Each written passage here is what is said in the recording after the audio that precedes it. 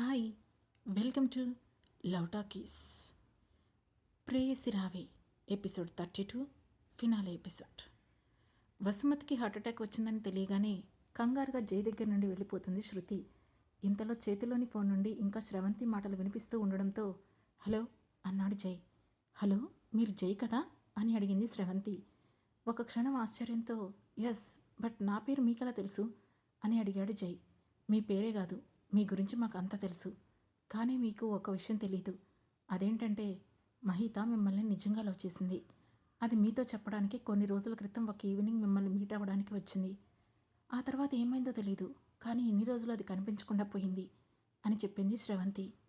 ఆ మాట వింటూనే వాట్ అంటూ ఆశ్చర్యంతో నోరు తెరిచాడు జై. అవును, అంతేకాదు, మీ మదర్ జానకి గారు కూడా తనకి బాగా తెలుసు. ఇప్పుడు ఆమె వృద్ధాశ్రమంలో ఉన్నారు కదా అని సూటిగా అడిగింది శ్రవంతి. అది విని ఇంకా షాక్ అవుతూ హా, కానీ ఈ విషయాలు మీకు అంటూ ఆగిపోయాడు జై. అసలేం చెబుతుందో అర్థం కానట్లుగా. చెప్పాను కదా జై, మీ గురించి మాకన్నీ తెలుసని. కానీ మీరు మహిత ఫాదర్ విషయంలో ఎందుకు ఇదంతా చేస్తున్నారో నాకు తెలీదు. బట్ ఒకటి మాత్రం నిజం, మహిత మిమ్మల్ని ప్రాణం కంటే ఎక్కువగా లవ్ చేసింది. దూరం నుండి చూస్తూనే ఒక దేవుణ్ణి పూజించినట్లు పూజించింది అని జరిగిన విషయాలన్నీ అతనితో చెప్పడం మొదలుపెట్టింది శ్రవంతి. ఆమె ఒక్కొక్క మాట చెబుతుంటే జై కళ్ళ ముందు ఏవేవో సంఘటనలు తిరుగుతున్నాయి.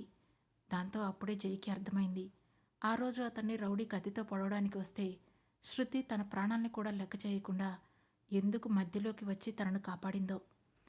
అలా శ్రవంతి చెప్పడం కంప్లీట్ అయ్యేసరికి అతనికి తెలియకుండానే జై కళ్ళ నుండి నీళ్లు రావడం మొదలయ్యాయి. మనసులోని బాధను ఆపుకోలేకపోయిన జై మహిత అని అరుస్తూ బయటికి పరుగు తీశాడు. ఇదిలా ఉండగా మరోవైపు విజయ్ కోపంగా అంతా ఉజ్వల చేసినా దాన్ని ప్రూవ్ చేయడానికి మన దగ్గర ఎలాంటి ఎవిడెన్స్ లేవు అని చిరాకు పడుతూ కుర్చీలో కూర్చున్నాడు. టెన్షన్ తీసుకోకండి సార్ అని సూరజ్ తన మాటను కంప్లీట్ చేసేలోపే అతని ఫోన్ రింగ్ అవడంతో టక్కున ఫోన్ వైపు చూశాడు. స్క్రీన్ మీద అతనికి తెలిసిన నెంబర్ కనిపించడంతో వెంటనే కాల్ లిఫ్ట్ చేసి హా చెప్పురావ్ అని అన్నాడు గంభీరంగా సూరజ్. అటువైపు నుండి జవాబు రాగానే ఎక్కడా అని ఆతృతగా అడిగాడు సూరజ్. మళ్ళీ ఆన్సర్ వచ్చింది. దాంతో ఓకే, మేమిప్పుడే స్టార్ట్ అవుతున్నాం, నువ్వు అలాగే అబ్జర్వ్ చేస్తూ ఉండు, కేర్ఫుల్ అని చెప్పి కాల్ కట్ చేసి సార్, ఆ తైతూ బ్యాచ్ వాళ్ళు కనిపించారట అని చెప్పాడు సూరజ్. ఆ మాట వింటూనే ఎక్కడా అంటూ పైకి లేచాడు విజయ్. మరోవైపు ఇదిలా ఉండగా రోడ్డు మీద వేగంగా వెళుతోంది జై బైకు. మహిత, ఎక్కడున్నావు? ప్లీజ్ తిరిగి వచ్చేసేయ్ అని అనుకుంటూ వేగంగా రోడ్డుకి రెండు వైపులా చూస్తూ ఉన్నాడు జై. కానీ అతనికి ఎక్కడా మహిత కనిపించడం లేదు. ఇంతలో సడన్గా అతని ముందుకు వచ్చి ఆగింది ఒక కార్. జై చిరాకుగా చూస్తూ ఉండగానే ఆ కారులో నుండి మీనా కిందకు దిగింది. ఆమెను చూస్తూ విసుగ్గా మీనా, ఇప్పుడు నీతో గొడవపడే మూడు నాకు అస్సలు లేదు, ప్లీజ్ పక్కకు తప్పుకో అని అన్నాడు జై. నేను నీతో గొడవ పట్టడానికి రాలేదు జై, నీకు సారీ చెప్పడానికి వచ్చాను అని తలదించుకొని అన్నది మీనా. అదంతా మనం తర్వాత మాట్లాడుకుందాం, ఇప్పుడు నేను అర్జెంట్ పని మీద బయటికి వెళ్తున్నా అని కంగారుగా ఆమెను దాటి వెళ్ళిపోవడానికి ట్రై చేశాడు జై. వెంటనే అతన్ని ఆపుతూ నువ్వు ఎవరి కోసం వెళ్తున్నావో నాకు తెలుసు అని చిన్నగా నవ్వుతూ శృతి అని పిలవగానే కారు నుండి శృతి దిగుతూ కనిపించింది. ఆమెను చూసిన జై ఆనందంతో ముందుకు వచ్చాడు. కానీ శృతి మాత్రం అతన్ని పట్టించుకోకుండా మీనా వైపు కోపంగా చూస్తూ మీనా, ఏంటిది? నువ్వు నన్ను మా డాడీ దగ్గరికి తీసుకువెళ్తానని లిఫ్ట్ ఇచ్చావు, కానీ ఇప్పుడేం చేస్తున్నావు అని కోపంగా అంది. దాంతో మీనా కానీ శృతి జై అని తన మాటను కంప్లీట్ చేసేలోపే నువ్వు వస్తావా నన్ను వెళ్ళిపోమంటావా అని అడిగింది శృతి. దాంతో వెంటనే జై ఆవేదనగా ఆమె వైపు చూస్తూ నన్ను వదిలి వెళ్ళిపోతావా అని శృతి చేతిని పట్టుకొని ప్రేమగా అడిగాడు జై. ఆ క్షణం అతని మాటల్లో కనిపించిన ప్రేమకు పడిపోని ఆడపిల్లే ఉండదు. అలాగే శృతి కూడా పడిపోయింది. కానీ ఇంతలోనే ఆమెకు అతను చేసిన పని గుర్తుకు రావడంతో కోపంగా మీనా, నేను వెళ్తున్నా అంటూ జై చేతి నుండి తన చేతిని వదిలించుకుంది శృతి. ఇక ఉండలేకపోయినా జై శృతిని గట్టిగా హగ్ చేసుకొని I love you, I love you Mahitha, please నన్ను వదిలి వెళ్ళకు అని అన్నాడు జై. ఈసారి అతని గొంతులో వినిపించిన నిజమైన ప్రేమ ముందు శృతి ఒక క్షణం ఓడిపోయింది. కానీ మళ్ళీ అంతలోనే టక్కున అతని నుండి దూరం జరుగుతూ నువ్వు చెప్పినవన్నీ నమ్మడానికి ఇప్పుడు నేను శృతిని కాదు, మహితను అని తన మాటను కంప్లీట్ చేసేలోపే జై అని గట్టిగా అరిచింది మీనా. ఆ అరుపు విని జై వెనక్కి తిరిగేలోపే వెనకాల నుండి నిలబడిన తైతు గ్యాంగ్ లోని తైతు ముందుకు వచ్చి జై తల మీద గట్టిగా కొట్టడంతో అమ్మా అని అరుస్తూ అక్కడే తల మీద చేయి పెట్టుకొని అక్కడికక్కడే కూలబడ్డాడు జై. అది చూసిన శృతి అండ్ మీనా ఇద్దరూ ఒకేసారి జై అంటూ పరిగెత్తారు. అతని కళ్ళు మూతపడుతుంటే శృతి ఐ లవ్ యూ అని అంటూనే ఉన్నాడు జై. అది చూసి శృతి ఏడుస్తూ జై నిన్ను వదిలి నేను కూడా ఉండలేను అంటూనే జై చేతిని పట్టుకుంది శృతి. ఇంతలో తైతు ఆమెను పట్టుకొని లాక్కెళ్తూ రావే అంటూ శృతి చేయి పట్టుకున్నాడు. అది చూసి ఏయ్ వదలండి వదలండి నన్ను లీవ్ జై అంటూ వాళ్ళ దగ్గర నుండి తప్పించుకోవడానికి ట్రై చేస్తూ ఉంది శృతి. కానీ అతని బలం ముందు ఆమె నిలవలేకపోతుంది. వెంటనే మీనా అతన్ని అడ్డుకోవడానికి ముందుకు వస్తుంటే ఏయ్ ఒక్కడుగు ముందుకు వేశావో చంపేస్తా అని కత్తితోనే ఆమెను బెదిరించాడు తైతు. ఆ తర్వాత నవ్వుతూ స్పృహ లేకుండా పడిపోయిన జై దగ్గరికి వచ్చి నన్నే కొడతావురా చావు చావు నా కొడక అంటూ జై కడుపులో తన్నాడు తైతు. అతని వెనకాల ఉన్న మరో ముగ్గురు అన్నా వాడి సంగతి తర్వాత మనం తొందరగా ఇక్కడి నుంచి వెళ్ళిపోవాలి అని భయంగా అన్నారు. దాంతో జైని వదిలేసి నీ సంగతి ఇప్పుడు కాదురా తర్వాత చెప్తా అంటూనే శృతిని బలవంతంగా అక్కడి నుంచి లైక్కెళ్లారు తైతు అండ్ గ్యాంగ్. వాళ్ళు వెళ్ళిపోగానే జై జై ప్లీజ్ ఓపెన్ యువర్ ఐస్ కళ్ళు తెరు జై అంటూ గబగబా వెళ్ళి తన కారులో నుండి వాటర్ బాటిల్ తెచ్చి అతని ముఖం మీద చల్లింది మీనా. అప్పుడే అటుగా వెళుతున్న కారు ఒకటి ఆ ఇద్దరిని చూసి అక్కడ ఆగింది. మరోవైపు హాస్పిటల్లో బ్రేకింగ్ న్యూస్ వినగానే ఆకాశం విరిగి తల మీద పడ్డట్లుగా కాళ్ల కింద భూమి కంపించినట్లుగా అనిపించింది మహేంద్రనాథ్కి. దాంతో కోపంగా ఊగిపోతూ అసలు అసలు ఇదంతా ఎలా జరిగింది? నా ఫ్యాక్టరీలో క్వాలిటీలెస్ ప్రోడక్ట్సా, అది కూడా డేంజరస్ కెమికల్స్తోనా? నో, ఏదో జరిగింది. ఎవరో కావాలని నన్ను ఇరికించారు. ఎవరది అని తనలో తానే అనుకుంటూ రహీం అని బేస్ వాయిస్తో పిలిచాడు మహేంద్రనాథ్. ఆ పిలుపు విని ఉలిక్కిపడిన రహీం హా సార్ అంటూ ముందుకు వచ్చాడు. ఇంత పెద్ద కుట్ర చేశారంటే వాడికి మన వాళ్లలో ఎవరో ఒకరే ఖచ్చితంగా హెల్ప్ చేసుంటారు. ఎవరు వాడు? నా ఉప్పు తిని నన్నే ముంచినవాడు ఎవడైనా సరే వాణ్ణి నేను వదిలిపెట్టను. వెంటనే వాడెవడో కనుక్కో అంటూ ఆర్డర్స్ పాస్ చేశాడు. సార్ ఆల్రెడీ ఆ పని స్టార్ట్ చేశాను. ఇప్పటి వరకు మన కంపెనీలో ఉన్న అందరి ప్రొఫైల్స్ పర్ఫెక్ట్గానే ఉన్నాయి. బట్ రీసెంట్గా మనం మేనేజర్ పోస్ట్ ఇచ్చిన జతిన్ అండ్ అతనితో కలిసి పనిచేసే ఇంకో ఇద్దరు మాత్రం రాత్రి నుండి కనిపించడం లేదు. అలాగే నిన్న నైట్ మన కంపెనీ గురించి క్వాలిటీ డిపార్ట్మెంట్కి మెయిల్ వెళ్ళింది. అది కూడా వీళ్ళు ఆఫీస్ నుండి బయటకు వెళ్ళాకే జరిగింది. సో వీళ్ళే ప్రస్తుతానికి సస్పెక్ట్ సార్ అని తాను తెలుసుకున్నది చెప్పాడు రహీం. ఆ మాట వినగానే ఆవేశంగా చూస్తూ నీకు కావలసినంత డబ్బు తీసుకో. నువ్వు గూండాలను పురమాయిస్తావో, రౌడీలకి అప్పచెప్తావో, పోలీసులకి లంచం పడేస్తావో నాకు తెలీదు. ఆ నా కొడుకులు నా కాళ్ల దగ్గరికి రావాలి. వాళ్ల పేక పిసికి నేను చంపాలి అని చెప్పాడు మహేంద్రనాథ్. అది విని అక్కడే ఉన్న స్రవంతి అసలు వాళ్ళని వదిలేసి ఇలా కొసర వాళ్ళని పట్టుకుంటే ఏమొస్తుంది అంకుల్ అని అంది. ఆ మాటతో వెనక్కి తిరుగుతూ అసలు వాళ్ళ ఎవరు వాళ్ళు అంటే ఇదంతా చేసింది ఎవరు నీకు తెలుసా అని స్రవంతి భుజాలు పట్టుకొని కదిలిస్తూ అడిగాడు మహేంద్రనాథ్. అతని కోపం చూసి కొంచెం భయపడుతూనే హా తెలుసు అంకల్, ఇదంతా చేసింది ఎవరో నాకు తెలుసు అని చెప్పింది స్రవంతి. ఎవరు? నా కలల సౌధాన్ని కూలదోసిన ఆ ద్రోహి ఎవడు? చెప్పు చెప్పు స్రవంతి అని ఆవేశంగా అడిగాడు మహేంద్రనాథ్. అదే సమయంలో శృతిని తమ కారులో నుండి బయటకు దించారు తైతు అండ్ బ్యాచ్. రేయ్ వదలండ్రా, వదలండి నన్ను, మా నాన్నకు తెలిస్తే మిమ్మల్ని ఊరికే వదిలిపెట్టరు అని వాళ్ళను భయపెట్టడానికి ట్రై చేస్తోంది శృతి అలియాస్ మహిత. అయినా కానీ ఆమె మాటల్ని పట్టించుకోకుండా ఆమె నోరు మూసి అక్కడున్న కుర్చీలో కూర్చోబెట్టారు. ఆ కుర్చీ నుండి తప్పించుకోవడానికి ట్రై చేస్తూ ఎవరు మీరు? ఎందుకు ఇదంతా చేస్తున్నారు? అసలు ఇదంతా ఏంటి? మీకు కావాలంటే మా డాడీ డబ్బులు పడేస్తాడు. నన్ను వెళ్ళనివ్వండి. అక్కడ మా అమ్మ హాస్పిటల్లో ఉంది. ప్లీజ్ నన్ను వెళ్ళనివ్వండి అని వేడుకుంది మహిత. కానీ ఆమె మాటలు వినిపించుకోకుండా వాళ్ళంతా అక్కడి నుంచి వెళ్ళిపోయారు. ఆ తర్వాత 5 నిమిషాల పాటు ఆమె కంటి నుండి కన్నీటి దారులు కారుతూనే ఉన్నాయి. ఇంతలో ఎవరో లోపలికి వస్తున్న సౌండ్ వినిపించడంతో చుటుక్కున తలెత్తి చూసింది మహిత. అటుగా చూసిన ఆమెకు చేతిలో గన్ పట్టుకొని బ్లూ ప్యాంట్ అండ్ వైట్ షర్ట్లో తెల్లని బ్లేజర్ వేసుకొని ముందుకు వస్తూ కనిపించాడు మధుసూదన్ అయ్యర్. అతన్ని చూసిన శృతి ఆశ్చర్యపోతూ, మధు అంకుల్ మీరా అని నమ్మలేనట్లుగా అడిగింది. హా, నేనే మిస్ మహితా మహేంద్రనాథ్ అని వ్యంగ్యంగా అంటూ తన గన్ను స్టైల్గా తిప్పాడు మధుసూదన్ అయ్యర్. అతని మాటల్లో కనిపించిన వ్యంగ్యాన్ని చూసి, అంకుల్ ఎందుకు ఇలా మాట్లాడుతున్నారు? అయినా అయినా మీరు నన్ను తీసుకురావడం ఏంటి? వదలండి అంకుల్, అక్కడ మా అమ్మ హాస్పిటల్లో ఉంది అని చెబుతూ తప్పించుకోవడానికి ట్రై చేస్తూనే ఉంది శృతి.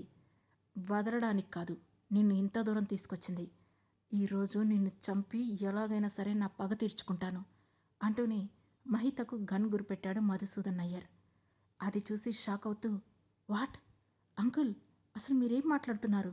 నేను మహితని, మీ ఫ్రెండ్ కూతుర్ని అని అడిగింది శృతి. తెలుసు, నువ్వెవరో నాకు తెలుసు, నీ అయ్యెవరో కూడా నాకు తెలుసు అని శృతి కళ్ళలోకి సూటిగా చూస్తూ, ఆ రోజు నేను ఎంత వద్దని వాదించినా వినకుండా నా కూతురు ప్రేమించిందని దాని పెళ్ళిని ఒక డ్రైవర్ గాడితో చేసి నా కూతుర్ని నా నుండి దూరం చేశాడు నీ తండ్రి. కానీ వాడు, ఆ డ్రైవర్ నా కొడుకు, నా చిట్టి తల్లిని కట్నం కోసం వేధించి చిత్రహింసలు పెట్టి ఆత్మహత్య చేసుకునేలా చేశాడు. వాడి కథ ముగించి నేను నా సగం పగ తీర్చేసుకున్నాను. ఇప్పుడు ఇప్పుడు నిన్ను చంపి మిగిలిన పగ కూడా తీర్చుకుంటాను. నువ్వు పోయిన విషయం తెలిస్తే నీ తల్లి ఎలాగూ పోతుంది. మీ ఇద్దరూ పోతే ఆ మహేంద్రగాడు పిచ్చి పట్టిన కుక్కలా రోడ్ల మీద పడతాడు. అదే నాకు కావాల్సింది. వాడు పిచ్చోడల్లా రోడ్ల మీద పడాలి. మీ ఇద్దరిని తలుచుకొని కుళ్ళి కుళ్ళి చావాలి. అప్పుడే నా పగ తీరుతుంది. నా కూతురి ఆత్మ శాంతిస్తుంది అని పళ్ళు కొరుకుతూ అన్నాడు మధుసూదన్. అంకుల్, మీరు పొరపాటు పడుతున్నారు.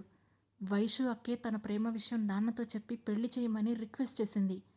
అంతేకాని కావాలని మా డాడీ ఇదంతా చెయ్యలేదు అని చెప్పింది శృతి. షడప్, అదంతా మీ డాడీ ఆడిన నాటకం. నేను బిజినెస్లో వాడికి పోటీగా వస్తున్నానని నన్ను అందరి ముందు లో చేయడానికి మీ డాడీ ఇదంతా చేశాడు. వైషుకి లేనిపోని మాటలు చెప్పి ఆ డ్రైవర్ గాడి మీద ప్రేమ కలిగేలా చేసి లాస్ట్కి ఏమీ తెలియని వాడిలా వాళ్ళకి పెళ్లి చేసి నా సర్కిల్లో నా ఫ్రెండ్స్ ముందే నేను సిగ్గుతో తలదించుకునేలా చేశాడు. దాంతో ఆగకుండా వైషుని టార్చర్ చేస్తే నా సగం ఆస్తి ఆ డ్రైవర్ గాడికి ఇస్తానని వాడికి లేనిపోని ఆశలు కల్పించి నా చిట్టి తల్లిని టార్చర్ చేసేలా చేశాడు. ఆ టార్చర్ తట్టుకోలేక నా దగ్గరికి రాలేక నా కూతురు నలిగిపోయి చివరికి సూసైడ్ చేసుకుంది. దీనికంతటికీ కారణమైన అలాంటి వాడిని నేను ఊరికే వదిలిపెట్టను అంటూ ట్రిగ్గర్ నొక్కాడు మధుసూదన్ అయ్యర్. వెంటనే భయంతో కళ్ళు మూసుకుంది మహిత. గన్ పేలని శబ్దం వినిపించింది కానీ తనకు ఏమీ జరగకపోవడంతో అనుమానంగా కళ్ళు తెరిచి చూసింది. ముందుకు చూసిన ఆమె ఒక క్షణం షాక్తో అలానే ఉండిపోయింది. ఎందుకంటే మధుసూదన్ అయ్యర్ చేతిలోని గన్ అల్లంత దూరాన పడి కనిపించింది. దాంతో అయోమయంగా చూసిన మహితకు రూమ్ డోర్ దగ్గర చేతిలో గన్ పట్టుకొని దానిని మధుసూదన్ అయ్యర్కి గురిపెట్టిన విజయ్, అతని వెనుకే జై, సూరజ్, మీనా ముగ్గురు కనిపించారు. నిజానికి జై రోడ్డు మీద పడిపోయినప్పుడు అక్కడికి వచ్చి ఆగిన కారు విజయ్ వాళ్లదే. అందులో నుండి దిగిన సూరజ్ను చూసిన మీనా అతన్ని ఆఫీసులో చూసినట్లుగా వెంటనే గుర్తుపట్టి జరిగిన విషయం మొత్తం వాళ్లతో చెప్పింది.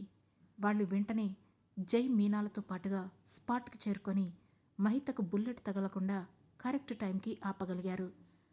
అప్పుడు జైని చూసి, నువ్వింకా చావలేదరా నా కొడక అంటూ ముందుకు వచ్చాడు అప్పటి వరకు సైలెంట్గా జరిగేదంతా చూస్తూ అక్కడే నుంచుని ఉన్న తైతు. నిన్ను చంపకుండా నేనెలా చేస్తాన్రా అని అంటూనే పక్కనే ఉన్న ఇనపరాడుతో ఒక్కటివ్వగానే తైతుగాడు రక్తం కక్కుకుంటూ అక్కడే పడిపోయాడు. వాడి కళ్ళు బైర్లు కమ్ముతుంటే పక్కనే ఉన్న తన మనుషుల వైపు చూసి, చంపండ్రా వాణ్ణి అని అరిచాడు తైతు. అక్కడున్న 5గురు వేగంగా జై వైపు పరుగు తీశారు. మిగిలిన వాళ్లతో విజయ్ అండ్ సూరజ్ ఫైట్ చేస్తున్నారు. అక్కడున్న వాళ్లలో కొందరు ఇప్పటికే 2 సార్లు జై చేతిలో చావు దెబ్బలు తిన్నా వాళ్లకు సరిగ్గా మైండ్ పనిచేయలేదు. జై అక్కడున్న అందరి మీద విరుచుకుపడ్డాడు. ఒక్కొక్క దెబ్బకి ఒక్కొక్క రౌడీని మట్టి కరిపిస్తూ మహిత వైపు నడుస్తున్నాడు. అది చూసి చిన్నపిల్లలు కార్టూన్ బొమ్మలు చూసి చప్పట్లు కొట్టినట్టుగా, యా కొట్టు, ఎవరిని వదలకు, కమాన్ జై అని చప్పట్లు కొడుతోంది మీనా. ఆమె కళ్ళలో సంతోషం ఉప్పొంగుతుంది. అది చూసి మహిత కూడా చిన్నగా నవ్వింది. కానీ జై చూసేలోపు ఆమె ముఖం సీరియస్గా మార్చేసింది. చివరిగా మధుసూదన్ అయ్యర్ దగ్గరకు వచ్చిన జై, మీరిదంతా ఎందుకు చేశారో నాకు తెలీదు, కానీ ఇంకొకసారి మహిత మీద చూపు పడినా మీ ప్రాణం తీసేస్తాను అంటూ మహితను విడిపించాడు జై. రేయ్, నేనెవరో తెలుసా అని మధుసూదన్ అయ్యర్ తన మాట పూర్తి చేసేలోపే అతని చెంప చెల్లుమంది. ఎర్రబడిన బుగ్గతో మధుసూదన్ జై వైపు చూస్తుంటే, నువ్వు ఎవడైనా సరే నేను కొడితే దవడ మాత్రం పగిలిపోతుంది, జాగ్రత్త అని వార్నింగ్ ఇస్తూ ఉన్నాడు జై. ఇంతలో పైకి లేచిన తైతు కొంత దూరాన పడి ఉన్న రాడ్డు పట్టుకొని రేయ్ అంటూ జై వైపు పరుగు తీస్తుంటే, అది చూసిన మీనా పక్కనే కనిపించిన ఒక పెద్ద కట్టె తీసుకొని రేయ్ అని వెరుస్తూ వేగంగా వచ్చి తైతుగాడి తల మీద గట్టిగా ఒక్కటిచ్చింది. దాంతో అమ్మా అని అరుస్తూ వెనక్కి తిరిగి అలానే పడిపోయాడు వాడు. జైని కొట్టాలని చూస్తావా? చావరా చావు, వెదవా, వేస్ట్ ఫెలో అంటూ తైతూకి ఇంకా 2 తగిలిస్తూ ఉంది మీనా. ఇంతలో మధుసూదన్ అయ్యర్ కోపంగా, నన్నే కొడతావా, నిన్ను వదిలిపెట్టనురా అని జైకి వార్నింగ్ ఇస్తూ ఉంటే, అది జైలు నుండి బయటకొచ్చాక చూసుకుందాంలే మిస్టర్ అంటూ అతని కాలర్ పట్టుకొని వెనక్కి తిరిగాడు జై. అప్పటికే మీనా స్పృహ కోల్పోయిన తైతుని ఇంకా కొడుతూనే కనిపించింది. అది చూసి చిన్నగా నవ్వుతూ, స్టాప్ మీనా, వాడు చేస్తాడు అంటూ ఆమెను ఆపాడు జై. అది విని, ఓ గాడ్, చచ్చాడంటావా అంటూ భయంగా అతని వైపు చూసింది మీనా. భయపడకులే, వాడింకా చావలేదు అని జై చెబుతూ ఉండగానే ముందుకు వచ్చిన విజయ్ అండ్ సూరజ్ ఇద్దరూ కనిపించారు.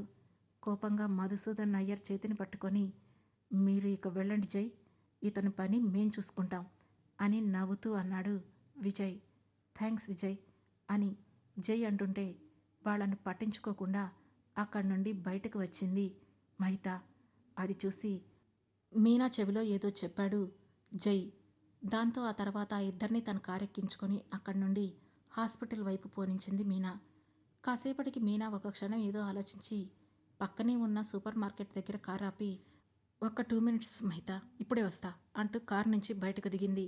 కమ్ ఫాస్ట్ మీనా అని అద్దం తీస్తూ చెప్పింది మహిత. ఓకే ఓకే అంటూ సూపర్ మార్కెట్లోకి వెళ్ళింది మీనా. అదే అదనుగా మహిత చెయ్యి మీద చెయ్యి వేసి శృతి అని మెల్లగా పిలిచాడు జై. కానీ ఆమె అతని వైపు చూడలేదు. శృతి, నిన్నే అని మళ్ళీ పిలిచాడు జై. ఇక్కడ ఆ పేరుతో ఎవరూ లేరు, దయచేసి నాకు దూరంగా ఉండండి అని కొంచెం గట్టిగా చెప్పింది మహిత. దూరంగా ఉండాలనుకున్నప్పుడు నా లైఫ్లోకి ఎందుకు వచ్చావు? ఎందుకు నన్ను మీట్ అవ్వడానికి అంత రిస్క్ చేశావు? ఆ రౌడీ అటాక్ చేస్తుంటే నన్నెందుకు సేవ్ చేశావు అంటూ ప్రశ్నల వర్షం కురిపించాడు జై. బుద్ధి లేక చేశాను, మెరిసేదంతా బంగారమేనని గుడ్డిగా నమ్మి మీలాంటి మంచి వాళ్ళు ఉండరని మిమ్మల్ని నా గుండెల్లో దాచుకున్నాను. అందుకే ఆ క్షణం ఏమీ ఆలోచించకుండా అలా చేసేశాను అని చిరాకుగా అంటూ తాను మొదటి రోజు జైని చూసిన క్షణాన్ని గుర్తు చేసుకుంది మహిత. అది దాదాపు 6 నెలల క్రితం సంగతి. ఆ రోజు మహిత అండ్ స్రవంతి కారులో ఇంటికి వస్తున్నారు. అప్పుడే చిన్నగా వర్షం స్టార్ట్ అవడంతో డ్రైవింగ్ సీట్లో కూర్చొని ఉన్న మహితకి ఎదురుగా కనిపిస్తున్న వెహికల్స్ సరిగ్గా కనిపించడం లేదు. కొంచెం ముందు చూడే తల్లి, లేకపోతే మనం ఇంటికి కాదు హాస్పిటల్కి వెళ్తాం అని నవ్వుతూ అంది పక్కనే కూర్చొని ఉన్న స్రవంతి.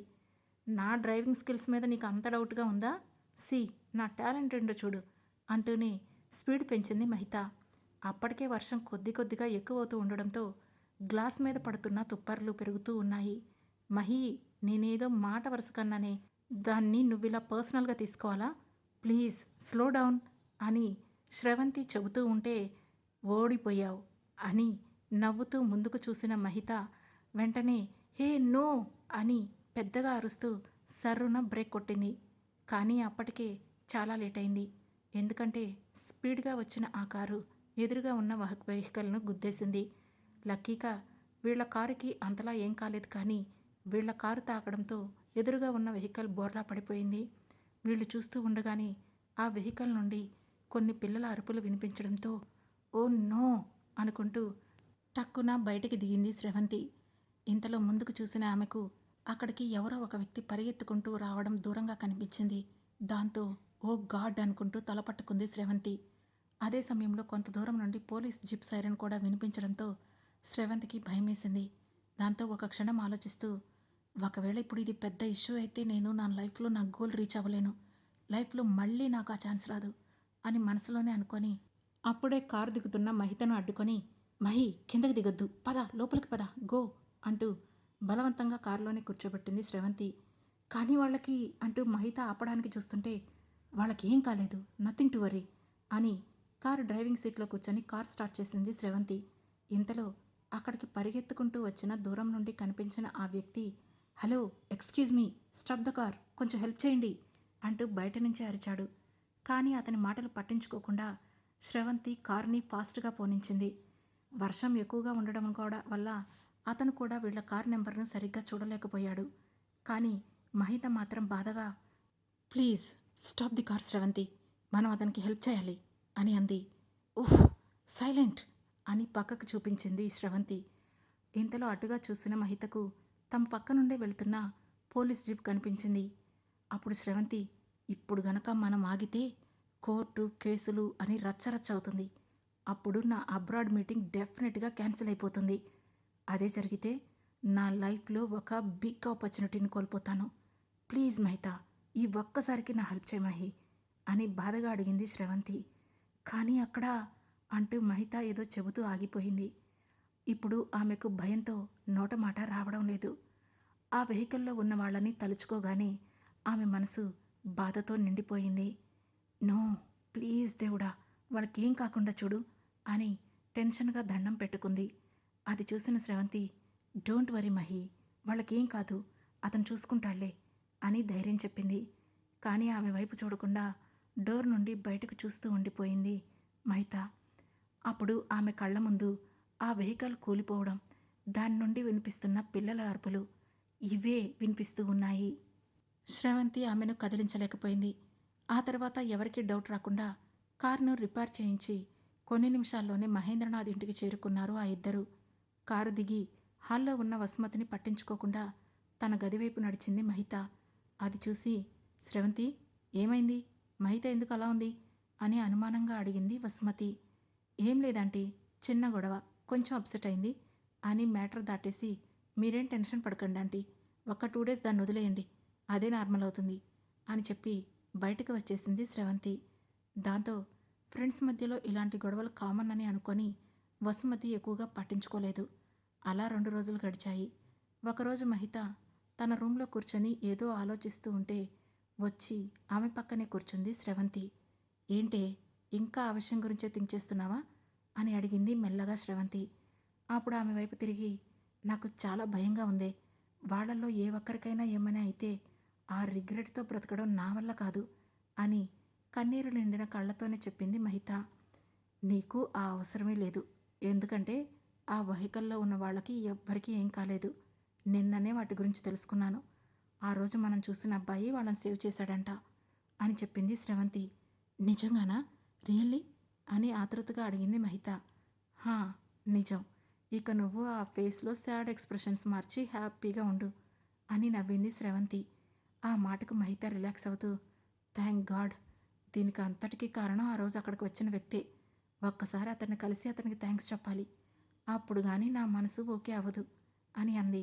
ఓకే ఓకే చెప్దాంలే, కానీ రెడీ అవ్వు, అలా ఒకసారి ఆశ్రమం వరకు వెళ్ళి కొన్ని ఐటమ్స్ ఇచ్చొద్దాం, నీకు కూడా కొంచెం ఫ్రీగా అనిపిస్తుంది అని శ్రవంతి చెప్పగానే సరే అంటూ రెడీ అయి వెళ్ళింది మహిత. సాయంత్రం 4 గంటలు అవుతూ ఉండగా వాళ్ళ కారు ఆశ్రమం ముందు ఆగింది. మహిత అండ్ శ్రవంతి ఇద్దరు కిందకు దిగి చేతిల్లో కొన్ని కవర్లు పట్టుకొని ముకుంద్ వాళ్ళు ఉన్న రూమ్ దగ్గరికి వెళ్ళారు. వాళ్ళని చూసిన ముకుంద్, శ్రవంతి, మహిత ఎలా ఉన్నారమ్మా అని పలకరింపుగా నవ్వాడు. అతనికి జవాబిచ్చి, ఇవి సరిపోతాయా, ఇంకా ఏమైనా కావాలా అంకుల్ అని కవర్లని ఆయనకి ఇస్తూ అడిగింది మహిత. అడిగిన వెంటనే స్పందించి, వాళ్ళ కోసం ఇవన్నీ తెచ్చిచ్చినందుకు చాలా థ్యాంక్స్ అమ్మా అని నవ్వుతూ అన్నాడు ముకుంద్. థ్యాంక్స్ ఎందుకు అంకుల్, మీరు ఇంతమందికి చేస్తున్న సేవ ముందు మేం చేస్తుంది చాలా తక్కువే అని ఆగిపోయి, ఇంకా ఏదైనా ప్రాబ్లం ఉంటే చెప్పండి, మా డాడీతో మాట్లాడి క్లియర్ చేయించడానికి ట్రై చేస్తాను అని నమ్మకంగా చెప్పింది మహిత. ఇప్పటికైతే ఎలాంటి ప్రాబ్లం లేదు మహిత, ఇక్కడున్న వాళ్ళ రిలేషన్స్లో అందరూ కాకపోయినా ఎందరో కొందరు ఎంతో కొంత ఇస్తున్నారు అంటూ ముకుంద్ చెబుతూ ఉండగానే అక్కడ నుండి వెళుతున్న జానకి కనిపించింది వాళ్లకు. ఆమెను చూస్తూనే, అంకుల్, ఈ ఆంటీ ఎవరు అని అనుమానంగా అడిగింది శృతి. ఆమె పేరు జానకి, 2 రోజుల క్రితమే వచ్చారు అని చెప్పాడు ముకుంద్. వచ్చారా? ఇక్కడికి రావడం ఏంటి అంకుల్ అని కొంచెం వింతగా చూసింది స్రవంతి. అవును, ప్రాబ్లం ఏంటి అని తెలియదు కానీ వాళ్ళ కొడుకు వద్దంటున్నా కూడా ఆమె కావాలని వచ్చి ఇక్కడ జాయిన్ అయింది అని చెప్పాడు ముకుంద్. ఆ మాట ఆ ఇద్దరికీ ఆమె పట్ల ఆసక్తిని పెంచింది. ఆ ఆసక్తే వెళ్ళి ఆమెతో మాట్లాడేలా చేసింది. ముకుంద్ వెళ్ళి ఆ ఇద్దరిని జానకికి పరిచయం చేశాడు. జానకితో మాట్లాడుతున్నంతసేపు మహితకు కొంచెం దగ్గర వ్యక్తితో మాట్లాడుతున్న ఫీలింగ్ వచ్చేది. జానకికి కూడా మహిత మాటలు వింటుంటే ఎప్పటి నుండో తనకి ఆమెకి మధ్య ఏదో బాండింగ్ ఉన్నట్లుగా అనిపించేది. అలా ఒక వారం గడిచిపోయింది. మళ్ళీ మహిత అండ్ స్రవంతి ఆశ్రమానికి వచ్చేసరికి ఆశ్రమంలో ఉన్న వాళ్ళంతా గార్డెన్ ఏరియాలో కూర్చొని సంతోషంగా నవ్వుతూ కనిపించారు.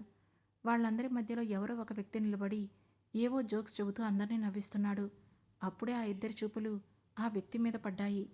అతన్ని చూసిన మహిత స్రవంతి ఇద్దరూ ఆశ్చర్యంతో అలానే ఉండిపోయారు. ఎందుకంటే అక్కడ నిలబడి ఉన్నది ఎవరో కాదు, జై. ఆ షాక్ నుండి ముందుగా తేరుకున్న స్రవంతి, మహి మహి అతనే కదా ఆ రోజు కారులో ఉన్న వాళ్ళని సేవ్ చేయడానికి వచ్చిన పర్సన్ అని అడిగింది స్రవంతి. ఆ మాటకు ఉలిక్కి పడ్డట్టుగా చూస్తూ, కదా, నిజంగా ఇతనే కదా అని కన్ఫర్మ్ చేసుకుంటూ అడిగింది మహిత. హా, ఆ రోజు వర్షం వల్ల అతన్ని క్లియర్గా చూడలేదు కానీ ఇప్పుడు కనిపిస్తుంటే గుర్తుకొస్తోంది. అతనే ఆ రోజు వాళ్ళని కాపాడింది అని జవాబివ్వగానే చిన్నగా నవ్వుతూ, అంటే హ్యాండ్సమ్ అండ్ హెల్పింగ్ పర్సన్ అన్నమాట అని మెల్లగా అనుకుంది మహిత. ఆమె మాటలు సరిగా వినిపించకపోవడంతో వాట్ అని అడిగింది స్రవంతి. నథింగ్ నథింగ్ అని మాట దాటేసి పద వెళ్దాం అంటూ ముందుకు నడిచింది మహిత. ఆ తర్వాత ముకుంద్తో మాట్లాడుతూ, అంకుల్ ఒక విషయం అంది మహిత. ఏంటి మహిత అని అడిగాడు ముకుంద్. అక్కడ అందరినీ నవ్విస్తున్నాడు కదా, అతనెవరు అని మెల్లగా అడిగింది మహిత. అతను జానకి వాళ్ళ కొడుకు అని తనకు తెలిసింది చెప్పాడు ముకుంద్. ఓ ఓకే, థ్యాంక్స్ అంకుల్ అని నవ్వుతూ అతనికి బాయ్ చెప్పి బయటికి వచ్చారు ఇద్దరు. స్రవంతి, మనం ఒకసారి జానకి ఆంటీ దగ్గరికి వెళ్ళొద్దాం పదా అని అడిగింది మహిత. ఆ మాటకు అనుమానంగా చూస్తూ, ఏంటి మహిత, నీలో ఏదో మార్పు కనిపిస్తుంది, ఏంటి మ్యాటర్ అని నవ్వుతూ అడిగింది స్రవంతి. ఆ ప్రశ్నకు కొంచెం తడబడి, ఏముంది, ఏం లేదే అంటూ ముందుకు నడిచింది మహిత. ఓ, ఇంతకీ ఎప్పుడు కలుస్తున్నావు అతన్ని అని సూటిగా అడిగింది స్రవంతి. అతన్నా? అతన్నెవరే? అయినా అతన్ని నేనెందుకు కలుస్తాను అని అనుమానంగా అంది మహిత. అదేంటి, ఆ కారులో వాళ్ళని సేవ్ చేసిన అతనికి థ్యాంక్స్ చెబుతానన్నావు కదా, మరి చెప్పవా ఏంటి అని ప్రశ్నించింది స్రవంతి. ఆ మాటతో, ఓ అవును కదా, చెప్తా కానీ ఇప్పుడు చెప్పేస్తే ఒక్క మాటతో అయిపోతుంది, కానీ అది నాకు ఇష్టం లేదే అని మనసులోనే అనుకుంటూనే జానకి గదికి చేరుకుంది. అలా జానకితో పరిచయం పెంచుకుంటూ ఆమె ద్వారానే జై గురించి తెలుసుకుంటూ అతన్ని వన్ సైడ్గా లవ్ చేయడం స్టార్ట్ చేసింది మహిత. ఆ విషయం జైకి చెప్పడం కోసమే ఆ రోజు సాయంత్రం అతని ఆఫీస్ బయట వెయిట్ చేస్తోంది. ఆ సమయంలోనే ఆమెపై అటాక్ జరిగింది. ఇవన్నీ గుర్తు చేసుకుంటూ మెల్లగా ఆ రోజు జ్ఞాపకాల నుండి బయటకు వచ్చింది మహిత. తన పక్కనే ఉన్న జై వైపు చూస్తూ, నీకు తెలుసా నిన్ను ఎంతగా ఇష్టపడ్డానో, నీకోసమే మీ అమ్మగారికి క్లోజ్ అయ్యాను. ఎన్ని తెలుసుకున్నా, మిమ్మల్ని ఎన్నిసార్లు చూసినా ఎందుకో మీతో మాట్లాడాలంటే నాకు ధైర్యం సరిపోయేది కాదు.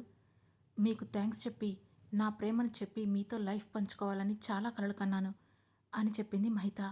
ఆ మాట వినగానే ఆమె చేతిని గట్టిగా పట్టుకున్నాడు జై. మహిత వెంటనే అతన్ని వదిలించుకుంటూ, కానీ మీరేం చేశారు? ఇంత ప్రేమించిన నా మీద ఎలాంటి ఫీలింగ్స్ లేవని చెప్పి నా ఫ్యామిలీ మీద పగ తీర్చుకున్నారు అంటూ సడన్గా ఏడవటం మొదలుపెట్టింది. దాంతో ఐఎమ్ సారీ, అప్పుడు నాకు అదంతా తెలీదు. నువ్వు కేవలం నన్ను ఆపడానికి మాత్రమే అలా చెబుతున్నావని అనుకున్నాను. కానీ నా కోసం నీ ప్రాణాలు పణంగా పెట్టేంతగా నువ్వు నన్ను లవ్ చేశావని నేను తెలుసుకోలేకపోయాను. తప్పంతా నాదే. I accept it. ఇప్పుడు నువ్వు నన్ను ఎంత లవ్ చేస్తున్నావో ఇన్ని రోజుల్లో నేను కూడా నిన్నంతే లవ్ చేశాను. Please don't go away from మీ అంటూనే మహిత ముఖాన్ని తన 2 చేతుల్లోకి తీసుకున్నాడు జై. వస్తున్న కన్నీటిని ఆపుకుంటూ ఐ లవ్ యూ అని తలాడించింది మహిత. అప్పుడే మీనా అక్కడికి రావడం చూసి ఇద్దరూ వేరయ్యారు. మరోవైపు హాస్పిటల్లో స్రవంతి చెప్పిందంతా విని, అంటే ఇదంతా చేసింది ఆనందమౌళి కొడుకా అని ఆశ్చర్యంగా చూశాడు మహేంద్రనాథ్. సరిగ్గా అప్పుడే, అవును, అనే మహిత మాట వినిపించడంతో టక్కున అటువైపు చూశాడు మహేంద్రనాథ్. అన్ని రోజుల తర్వాత తన కూతుర్ని సడన్గా అక్కడ చూడగానే మహేంద్రనాథ్కి దుఃఖం ఆగలేదు. దాంతో మహిత ఎలా ఉన్నావురా అంటూనే ముందుకు వచ్చి ఆమెను ప్రేమగా హత్తుకున్నాడు మహేంద్రనాథ్. డాడీ అని ఏడుస్తూ తండ్రి గుండెల మీద ముఖం పెట్టుకొని అడవటం మొదలుపెట్టింది మహిత. ఆమె ముఖాన్ని చేతుల్లోకి తీసుకొని ఇన్ని రోజులు మమ్మల్ని వదిలి ఎక్కడికి వెళ్ళావురా? మేము ఎంత కంగారు పడిపోయామో తెలుసా? నువ్వు కనిపించడం లేదని మీ అమ్మ అలా అయిపోయింది అని బాధగా చెప్పాడు మహేంద్రనాథ్. నాకు తెలుసు నాన్న, ఇప్పుడు అమ్మకి ఎలా ఉంది అని అడిగింది మహిత. ఇంతకుముందే డాక్టర్తో మాట్లాడాం, ప్రస్తుతానికి అవుట్ ఆఫ్ డేంజర్ అన్నారు అంటూ దగ్గరికి వచ్చింది స్రవంతి. ఆమె వెనకాలే ఉన్న జైని చూస్తూ ఇతనెవరు అని అనుమానంగా అడిగాడు మహేంద్రనాథ్. మీరు మాట్లాడుకుంటున్న ఆనందమౌళి కొడుకు ఇతనే అని చెప్పింది స్రవంతి. అది వినగానే మహేంద్రనాథ్ కళ్ళు కోపంతో ఎర్రబడ్డాయి. వెంటనే ఆవేశంగా జై కాలర్ పట్టుకొని, రేయ్, నీకెంత ధైర్యం ఉంటే నా కంపెనీ గురించి ఇలా తప్పుడు ప్రచారం చేస్తావు? నిన్ను వదిలిపెట్టను, ఐ విల్ కిల్ యూ అంటూ జై చెంప మీద కొట్టి పీక పట్టుకొని, రహీం, పోలీసులకి కాల్ చేయి, వీడికి లైఫ్ లేకుండా చేయకపోతే నా పేరు మహేంద్రనాథే కాదు అని కోపంగా ఆర్డర్ వేశాడు. అది విన్న మహిత, స్టాప్ ఇట్ డాడీ, మీరు ఇంకా ఎంతమంది జీవితాలతో ఆడుకుంటారు అని అరిచింది. అప్పటి వరకు నోరు తెరిచి ఒక్క మాట కూడా మాట్లాడని తన కూతురు ఆ రోజు తననే ఎదిరించి మాట్లాడుతూ ఉండడం చూసి మహేంద్రనాథ్ బిత్తరపోయాడు. మహి అంటూ నమ్మలేనట్లుగా నోరు వెళ్ళబెట్టి ఆమె వైపే చూశాడు. హా డాడీ, మహితనే, మీ కూతురు మహితనే మాట్లాడుతున్నాను, ముందు అతన్ని వదలండి అని గంభీరంగా చెప్పింది. ఆమె మాటల్లో సీరియస్నెస్ చూడగానే మహేంద్రనాథ్కి వెనక్కి తగ్గక తప్పలేదు. జై చేసింది తప్పే, కానీ మీరు చేసింది ఏంటి డాడీ?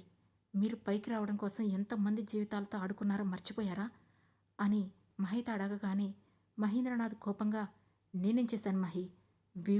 ఈ నా కొడుకే నీకు ఏదో చెప్పి మాయ చేశాడు అంటూ మళ్ళీ జై కాలర్ పట్టుకుంటూ, చెప్పరా, నా కూతురికి నా గురించి ఏం చెప్పావు? ఎప్పుడూ లేనిది నా కూతురు ఈరోజు నన్ను ఎదిరించి మాట్లాడుతుందంటే దాన్ని నువ్వే ఏదో చేశావు అని అరిచాడు మహేంద్రనాథ్. అది చూసిన మహిత వెంటనే ఇద్దరి మధ్య వచ్చి నిలబడుతూ, స్టాప్ ఇట్ డాడీ, ఇప్పటికైనా మీ తప్పును ఒప్పుకోండి, ఇంకా మీరు మంచివారని నన్ను నమ్మించకండి. అలా మిమ్మల్ని నమ్మి వైషు అక్క తన లైఫ్ మొత్తం పోగొట్టుకుంది అని అనగానే తన అన్ని విషయాలు బయటపడ్డాయని మహేంద్రనాథ్కి అర్థమైంది. దాంతో అదంతా అబద్ధంరా, నా డెవలప్మెంట్ ఓర్చుకోలేక అందరూ కలిసి నా మీద లేనిపోని నిందలు వేసి మనల్ని విడదీయాలని చూస్తున్నారు, అదంతా ట్రాష్ అని ఇంకా తన వైపు ఏ తప్పు లేదని నమ్మించడానికి ట్రై చేశాడు మహేంద్రనాథ్. అప్పుడు జై చిన్నగా నవ్వుతూ, ఇంకా ఎన్నిసార్లు ఎంతమంది జీవితాలతో ఆడుకుంటారు మీరు? ఇంత జరిగినా మీకు ఇంకా బుద్ధి రాలేదా? మనిషి అన్నాక ఎప్పుడో ఒకప్పుడు మారతాడు, కానీ మిమ్మల్ని చూస్తుంటే అది తప్పు అనిపిస్తుంది అని చెదరింపుగా అన్నాడు జై. డాడీ, మీరు ఎంత మొండిగా ఉంటే నేను అంతే మొండిగా ఉంటాను.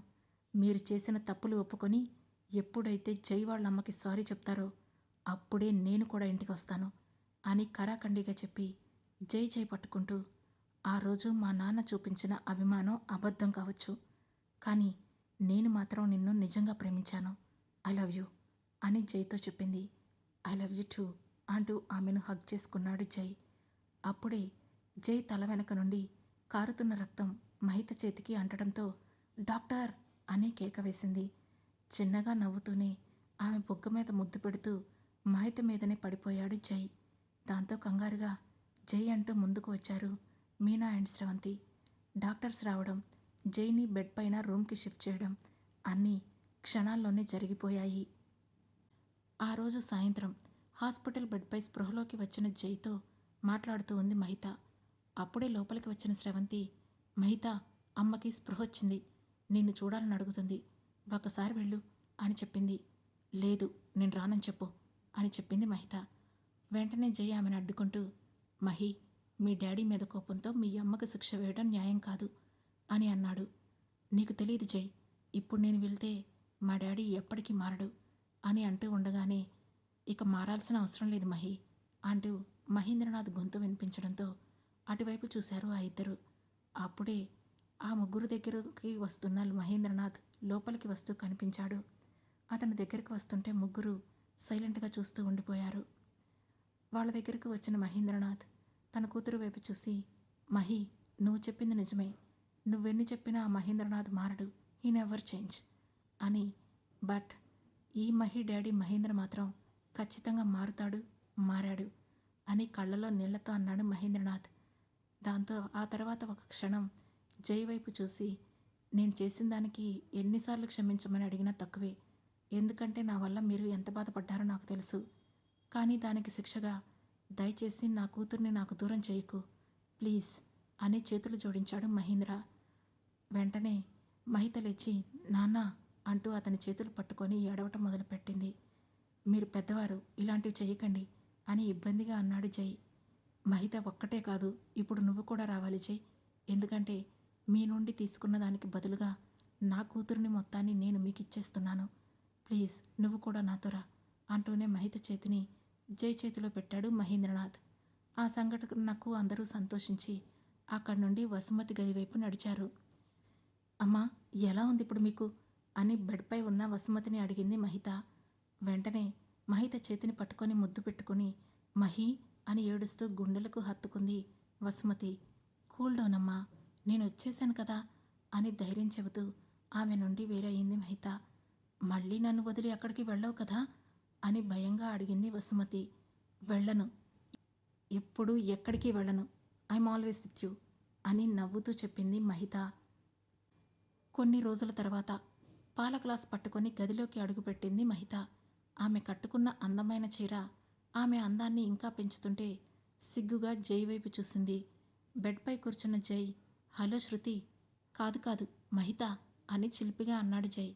తలెత్తి అతని వైపు చూసి, నువ్వు ఏ పేరుతో పిలిచినా నాకోకే అని అంది శృతి. వెంటనే ఆమె చెయ్యి పట్టుకొని బెడ్పై పక్కనే కూర్చోబెట్టి, నీకే పేరంటే ఇష్టం ఎంతకు అంటూ శృతి బుగ్గగిల్లాడు జై. ఆ మాటకు అయోమయంగా ముఖం పెట్టి, అవును, అసలు ఇంతకీ నా పేరేంటి అని అడిగింది. దాంతో ఒక క్షణం షాక్ అవుతూ ఆమె వైపు చూసి, అంటే నీకు నీ పేరు గుర్తులేదా అని భయంగా అడిగాడు జై. అది చూసి చిలిపిగా నవ్వుతూ, భయపడ్డావా అని అడిగింది మహిత. దాంతో, హే, నన్నే భయపడతావా నిన్ను అంటూ ఆమెను తన గుండెల మీదకి లాక్కున్నాడు జై. ఆ రాత్రి వాళ్ళిద్దరి జీవితాల్లో మరుపురాని రాత్రిగా మిగిలిపోయింది. ఈ కథ ఇంతటితో సమాప్తం. ఇన్ని రోజులు ఈ సిరీస్ని ఆదరించినందుకు కృతజ్ఞతలు. త్వరలోనే మరో కొత్త సిరీస్తో మీ ముందుకు వస్తామని తెలియజేస్తున్నాం. అప్పటి వరకు మా కథలను మీరు ఆదరిస్తూనే మా లవ్ టాకీస్ ఛానల్ను సబ్స్క్రైబ్ చేసుకుంటారని ఆశిస్తున్నాం. రాకముందు రాబోయే కథలను కూడా వినాలనుకుంటే వెంటనే మా ఛానల్ను లైక్ చేసి, షేర్ చేసి, కామెంట్ చేసి, సబ్స్క్రైబ్ చేసి ఆదరించండి. Thank you.